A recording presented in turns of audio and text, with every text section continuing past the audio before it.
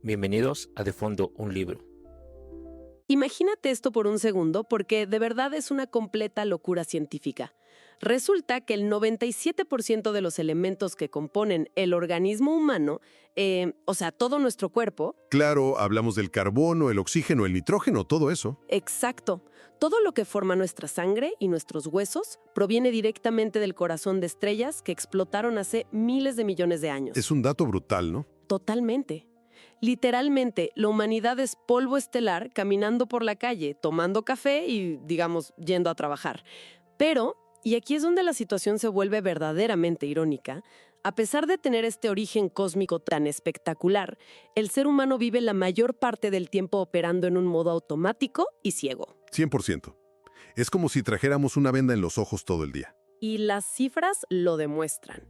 De la inmensa y descomunal cantidad de información que bombardea nuestros sentidos en cada milisegundo, solo un ridículo 5% logra llegar a la conciencia. O sea, el 95% restante simplemente pasa de largo. Y esa es una de las grandes paradojas de nuestra biología.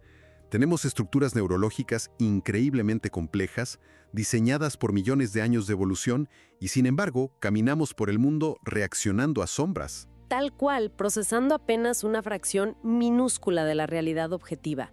Y exactamente por eso, la misión de nuestra exploración a fondo de hoy es tan urgente para quienes nos escuchan. Así es, hoy vamos a desmenuzar un material fascinante. Sí, las investigaciones de David del Rosario en el libro que tu cerebro no quiere leer. Y que quede claro desde el principio para nuestra audiencia, el objetivo de este análisis no es sentarnos a filosofar sobre la inmensidad del universo ni recitar frases motivacionales vacías. No, para nada. Vamos a meternos de lleno en la neurociencia dura y pura. Exacto.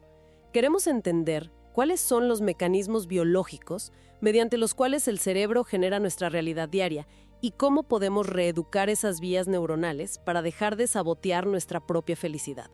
Porque las pruebas científicas son contundentes. Sí, leyendo estas investigaciones, la sensación es muy clara. Es como si tuviéramos una supercomputadora cuántica de última generación instalada dentro del cráneo, pero, la estuviéramos usando exclusivamente para jugar al buscaminas y ver el protector de pantalla. Esa analogía es brillante, de verdad. Pero yo le agregaría un pequeño detalle. No solo estamos jugando al buscaminas, sino que además estamos convencidos de que el buscaminas es el mundo entero. ¡Wow! Claro, ¿nos creemos que el jueguito es la realidad? Exactamente. Durante siglos, el ser humano ha operado sin entender realmente las reglas físicas y biológicas de la vida. Para comprender por qué el cerebro vive engañado, primero hay que aceptar una verdad incómoda. ¿Cuál sería esa verdad? Que nuestra percepción del tiempo, del control y del futuro es completamente ilusoria. A ver, espera. Eso suena a un salto enorme. Si operamos tan a ciegas, ¿cómo es que la sociedad no toma decisiones desastrosas todos los días? O sea, ¿por qué dices que nuestra percepción del tiempo es una ilusión? Porque la biología y la vida misma no son sistemas lineales. En la escuela nos enseñan que causa y efecto son una línea recta, pero la realidad es un sistema dinámico y profundamente caótico. Ok, me intriga. Para entender el impacto de esto en nuestro día a día, tenemos que ir a un momento clave en la historia de la ciencia. Viajemos a 1961, al Instituto Tecnológico de Massachusetts, el famoso MIT. Uy, el clásico escenario de película de suspenso científico. Totalmente. Imagínate un laboratorio frío, lleno de computadoras primitivas del tamaño de refrigeradores, haciendo un ruido ensordecedor. Ya me lo estoy imaginando. Bueno, allí estaba el matemático y meteorólogo Edward Lorenz, trabajando en jornadas de 20 horas. Su objetivo era, en teoría, simple. Quería crear un modelo matemático para predecir el clima con exactitud absoluta. Nada fácil para esa época. Ni un poco. Y a una tarde, después de horas procesando datos, Lorenz se da cuenta de que va a llegar tardísimo a cenar a su casa. Y nadie quiere llegar tarde a cenar. Exacto. Aterrorizado por el enojo de su esposa, toma una decisión que rompía todo protocolo científico.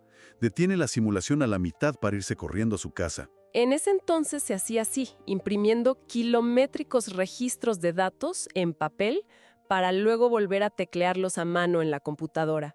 Pero hoy en día la analogía actual sería hacer una sincronización automática y masiva de bases de datos en la nube. Tal cual.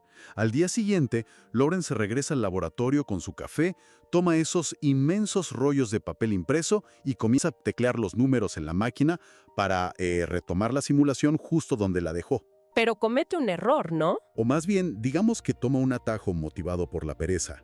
Uno de los valores clave era 1, y escucha este número, 637841732447. O sea, un número con un montón de decimales. Sí, una locura. Entonces, para ahorrar unos segundos de tipeo, Lawrence decidió redondearlo. Asumió que quitarle unos cuantos decimales no haría ninguna diferencia, así que tecleó simplemente 1,63784. A ver, estamos hablando de una diferencia de fracciones microscópicas. Matemáticamente parece irrelevante. Cualquier persona con sentido común pensaría lo mismo, pero cuando las computadoras terminaron de procesar esa simulación y arrojaron el resultado del clima, Lawrence se quedó paralizado. ¿Qué pasó? La predicción no tenía absolutamente nada que ver con lo que el sistema había calculado el día anterior. Un día marcaba tormenta perfecta y el otro un sol radiante. ¡Wow! Ese minúsculo, casi invisible redondeo se amplificó dentro de las ecuaciones hasta alterar por completo todo el sistema. De ese pequeño error de tipeo por la prisa de llegar a cenar, nació oficialmente la teoría del caos y el famoso efecto mariposa. Lo cual demuestra que en sistemas complejos, una alteración microscópica al inicio genera un resultado catastróficamente diferente al final. 100%. Pero llevemos esto a la biología humana, porque ahí es donde la cosa se pone seria. Si un simple decimal arruina una supercomputadora, ¿qué nos dice esto sobre esta obsesión moderna por hacer planes de vida a 5 o 10 años? Nos dice, sin pelos en la lengua, que estamos gastando energía neurológica en una fantasía. Aquí entra lo que en la ciencia se conoce como la regla de las 24 horas. ¿Y de qué trata esa regla? Es simple. Planear el futuro detallado más allá de las próximas 24 horas es biológicamente inútil. O sea, tirar la agenda a la basura. Básicamente. ¿Por qué? Porque la vida de cualquier persona depende de las condiciones del presente cercano. Si hoy tomas un café diferente, si te cruzas con una persona distinta, o si hay un embotellamiento enorme, las condiciones iniciales cambian por completo. ¡Claro! El efecto mariposa de nuevo. Exacto. Tratar de controlar el futuro en un sistema caótico genera una fricción neurológica inmensa. Y esa fricción nosotros la traducimos ni más ni menos como ansiedad crónica. Pero, a ver, no compro esa idea tan rápido. Si vivimos en un sistema tan caótico donde no podemos predecir nada a más de 24 horas, ¿por qué el mundo no es una anarquía total? Esa es una excelente pregunta. O sea, ¿por qué mis células se mantienen unidas y no me desintegro en medio de la calle mientras camino? Tiene que haber algo, digamos, que ponga orden en medio de tanto caos. Y vaya que lo hay, pero no es el control humano. La respuesta del libro es fascinante, porque es la vida misma la que organiza la materia. A ver, explícame eso con ciencia. Vamos a 1992. En la Academia de Ciencias de Rusia, los investigadores Peter Garayev y Vladimir Poponin hicieron un experimento que todavía al día de hoy estremece a los físicos. ¿Qué hicieron exactamente? Crearon un vacío en una cámara especial, pero dejaron fotones adentro, o sea, partículas fundamentales de luz. Ok, partículas de luz en el vacío. Sí, y como era de esperar, en un entorno inerte, estos fotones rebotaban de forma aleatoria, en un caos total, como bolas de billar en la oscuridad. Hasta ahí digamos que todo respeta las leyes de la física clásica. Claro, pero luego introdujeron algo mágico en esa cámara, una muestra de ADN humano, un pequeño trozo de vida. ¿Y qué pasó con los fotones? En el instante preciso en que el ADN entró en la cámara, los fotones dejaron de comportarse al azar. Se alinearon milimétricamente a lo largo de la estructura de la molécula. No me digas. Así como lo oyes, como si un batallón militar hubiera recibido una orden directa de un general. La vida misma, por el solo hecho de existir, obligó a la luz a organizarse. Y hay un detalle de ese experimento que parece ciencia ficción pura.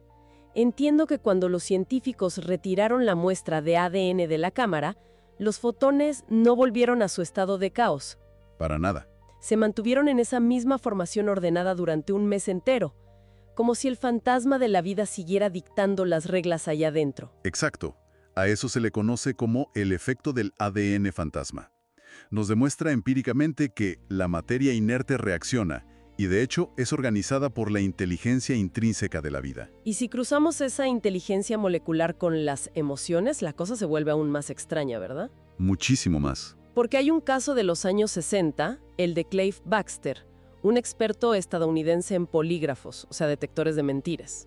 Un personaje muy particular. Sí, un día, sin ningún rigor científico inicial, decidió conectar los electrodos de su detector de mentiras a las hojas de una planta de interior en su oficina, una simple dracaena. A ver qué pasaba, ¿no? Exacto. Minutos después, Baxter se hizo un pequeño corte en un dedo. Y escuchen esto, exactamente en el mismo milisegundo en que las células de su dedo sufrían daño, la aguja del polígrafo conectado a la planta enloqueció. Es increíble. La planta registró un pico de estrés biológico idéntico al de un ser humano experimentando pánico. Es decir, no solo el ADN organiza las partículas de luz en el vacío, sino que una plantita de interior en una maceta reacciona con empatía biológica cuando un humano a 3 metros de distancia se corta con un papel. Así de interconectados estamos. Es como si estuviéramos inmersos en una inmensa red Wi-Fi de información cuántica y emocional. Pero resulta que nadie nos dio la contraseña para conectarnos conscientemente. Esa metáfora del Wi-Fi es sumamente precisa. El universo entero parece operar bajo un hilo de empatía invisible. El gran problema aquí radica en cómo definimos el azar. ¿Cómo deberíamos definirlo? Bueno, el azar no es desorden. El azar es simplemente un estado previo al conocimiento. Es la etiqueta que le ponemos a los fenómenos de esta inmensa red Wi-Fi cuando nuestra conciencia, que recordemos solo procesa el 5% de la información, no logra entender el patrón que hay detrás. Pero a ver, pongamos freno de mano aquí, porque me surge una duda enorme. Adelante. Si existe esta conexión maravillosa en el universo, si las plantas empatizan con nuestro dolor y la luz se alinea con nuestro ADN, ¿por qué la experiencia humana promedio está llena de tanto estrés, amargura y desconexión total? Porque, lamentablemente, los seres humanos no experimentamos la realidad tal cual es. Experimentamos una traducción defectuosa. El cerebro construye una imagen mental basándose en estímulos incompletos. O sea, ¿vivimos en una ilusión óptica? Prácticamente. Y para entender cómo esta imagen mental nos destruye la paz, miremos la biología detrás del clásico cuento de Pedro y el lobo. Ah, la fábula infantil. Esa misma, pero vista desde la neurociencia. Piensa en esto. Cuando el pastorcillo grita «lobo», por primera vez, el reverendo del pueblo lo escucha.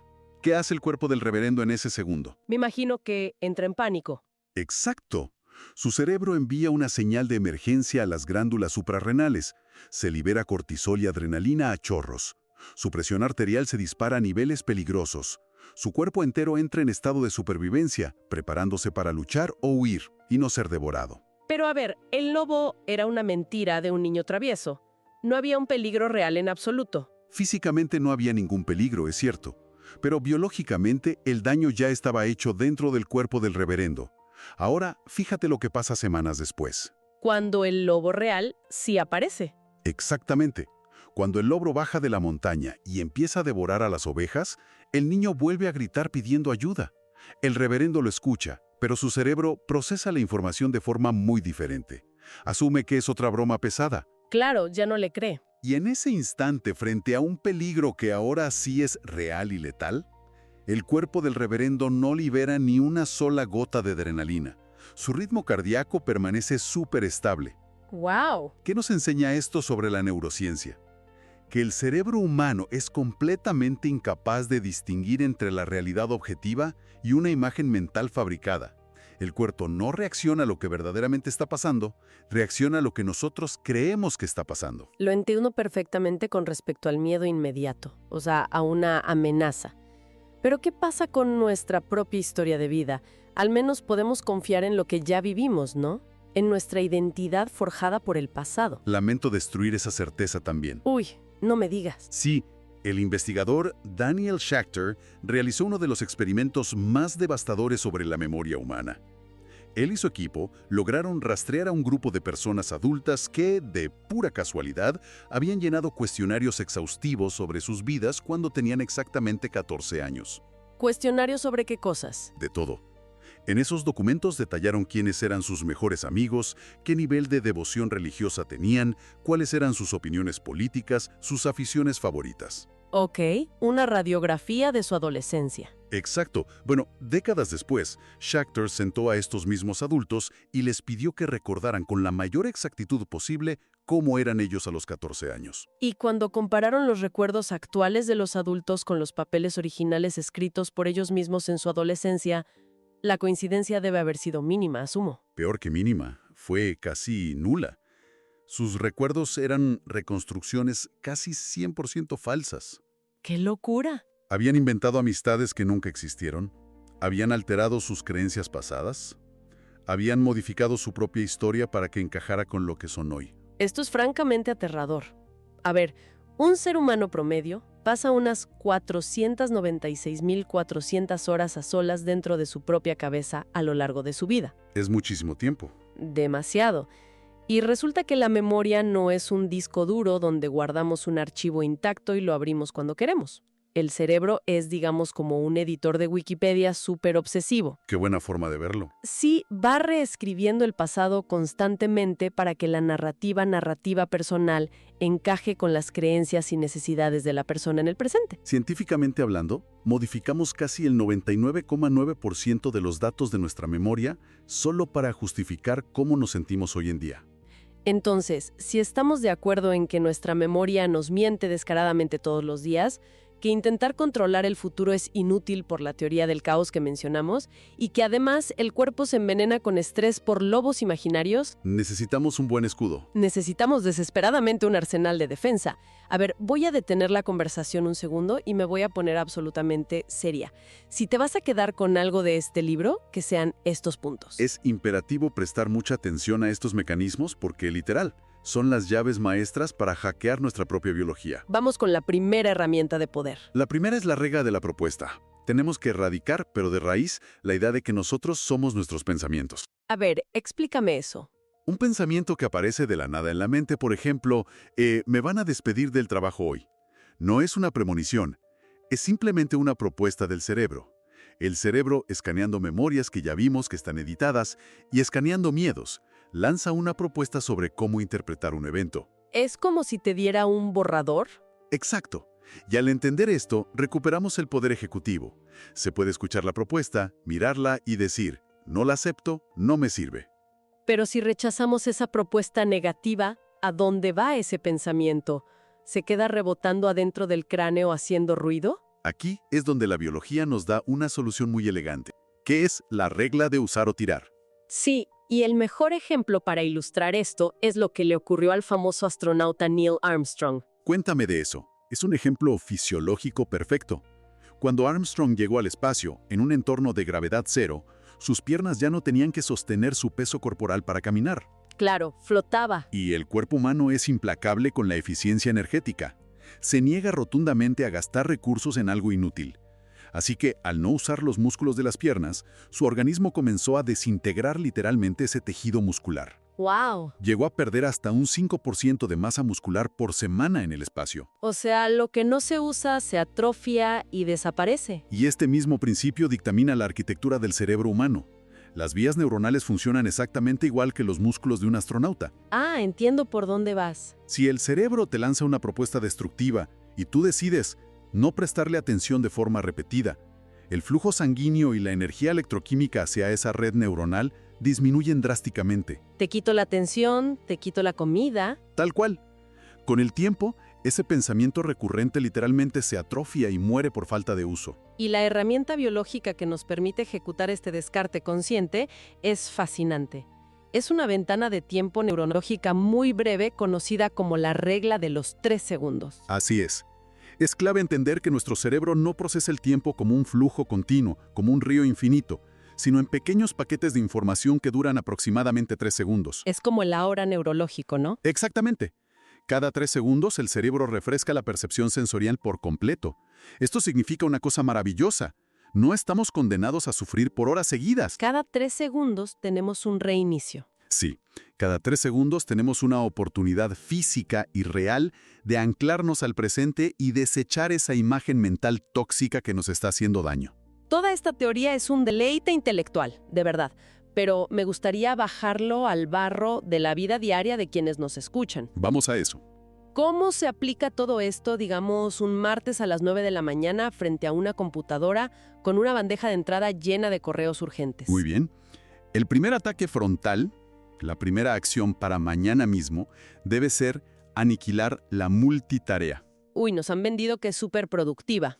Se nos ha vendido que hacer 3 cosas a la vez es de gente exitosa, pero neurológicamente es una masacre absoluta. ¿Por qué una masacre? Nuestra corteza prefrontal es la joya de la corona de la evolución humana. Tiene 2 zonas clave. La zona frontopolar, que gestiona los objetivos a largo plazo, y la zona dorsolateral, que ejecuta la acción inmediata del presente. Ok, 2 partes trabajando en equipo. El problema es que, cuando miramos el celular para ver un mensaje, mientras intentamos escribir un reporte de trabajo, estas 2 zonas literalmente se dividen y pierden toda sincronía. O sea, se fractura la atención por completo. Revisar las redes sociales ancladas en el navegador mientras se trabaja nos hace funcionar cognitivamente a un nivel inferior que si estuviéramos trabajando con exceso de alcohol en la sangre. Básicamente, estamos borrachos de distracciones. Exacto. En la resaca de esa borrachera es el agotamiento mental crónico que sentimos al final del día. Totalmente. Así que la acción práctica de este hack es purgar el entorno. Cerrar pestañas irrelevantes, apagar notificaciones push, dejar de anestesiar la atención y forzar al cerebro a ejecutar una sola tarea a la vez. Es la única forma de habitar plenamente esos bloques de 3 segundos que mencionabas. Sin duda alguna. Y bueno, la segunda acción práctica es el contraataque a lo que llamamos la pensación. Que, para aclarar, una pensación es ese combo tóxico de un pensamiento intrusivo sumado a la respuesta física del cuerpo, como un nudo en el estómago o una taquicardia de la nada. ¿Todos hemos sentido eso alguna vez? Sí, y el instinto natural de la gente es intentar razonar con el miedo, o ponerse a pelear contra él dándole vueltas. Pero pelear con la mente usando más mente es como intentar apagar un incendio tirándole gasolina. Es la peor estrategia. La neurociencia nos pide que hablemos otro idioma diferente. ¿Qué deberíamos hacer entonces? Cuando llegue ese ataque de ansiedad, cuando llegue esa pensación, la acción práctica es dirigirnos directamente al cerebro como si fuera una máquina, un algoritmo, y usar una frase específica de frente. ¿Qué frase? Hay que decirle mentalmente, este pensamiento no me sirve para vivir esta situación de vida. ¡Wow! Al hacer eso, le estamos quitando el reflector al miedo. O sea, estamos aplicando en tiempo real la regla de usar o tirar. Efectivamente, al clasificar verbalmente el pensamiento como no útil, le negamos la atención. Y al negarle la atención de golpe, le cortamos el oxígeno electroquímico. El cerebro, que siempre está buscando la eficiencia, va a empezar a desmantelar esa autopista neuronal del sufrimiento, porque ya no se usa. Hace todo el sentido del mundo. Si damos un paso atrás y observamos el panorama completo de toda esta investigación de David del Rosario, la conclusión es, francamente, abrumadora. Es un cambio de paradigma total. El sufrimiento moderno, esta epidemia de ansiedad y estrés crónico que vemos en todos lados, no proviene del mundo exterior, no es culpa de la vida, proviene de una resistencia tenaz al proceso inteligente y fluido del universo, y de ese hábito destructivo de aferrarnos a nuestras propuestas mentales, a los pensamientos, como si fueran verdades escritas en piedra. Lo cual, si lo piensas, redefine completamente el propósito de nuestras emociones difíciles. ¿En qué sentido? En que el dolor, la angustia o el miedo no son castigos del universo ni fallos de nuestro carácter. Son simplemente un GPS biológico extremadamente preciso. ¿Un GPS que nos guía? Claro. Cuando hay sufrimiento en el cuerpo, el GPS biológico nos está indicando que estamos intentando forzar la realidad para que encaje en una de nuestras falsas imágenes mentales. Nos está mostrando qué partes de la vida estamos excluyendo de nuestra felicidad. Es una invitación directa a soltar ese control imaginario. Totalmente. Y todo esto nos deja con una reflexión final ineludible. Volvamos por un momento al reverendo del pueblo con el cuento de Pedro y el lobo. Vimos cómo su presión arterial se disparó, cómo sus células se inundaron de cortisol y cómo su biología entera entró en modo de emergencia letal por un lobo que solo existía como una mentira en su cabeza. Una ilusión que casi lo mata del susto. Exacto. Entonces, sabiendo esto empíricamente, vale la pena preguntarnos ¿Qué le estamos haciendo a nuestra propia biología, a nuestros órganos y a nuestras células cuando pasamos horas enteras imaginando escenarios catastróficos en el trabajo o crisis con la familia que jamás van a ocurrir? Nos estamos autoenvenenando, literal. Sí, pero aquí está la magia. Si el cerebro tiene el poder para fabricar el veneno más tóxico basándose en una simple ficción o mentira, también tiene exactamente la misma capacidad para fabricar la medicina a través de una nueva propuesta consciente. La neuroplasticidad nos asegura que la cura está en nuestras manos, en cómo elegimos dirigir nuestra atención en este preciso instante. Es una elección constante. Así que, para quienes nos escuchan hoy, el universo está prestando atención. Tus fotones están alineados y tu cerebro te acaba de hacer una propuesta mental. Ahora te toca a ti decidir si la usas o la tiras al vacío. Ve y transforma tus próximos 3 segundos. Este fue De Fondo un Libro.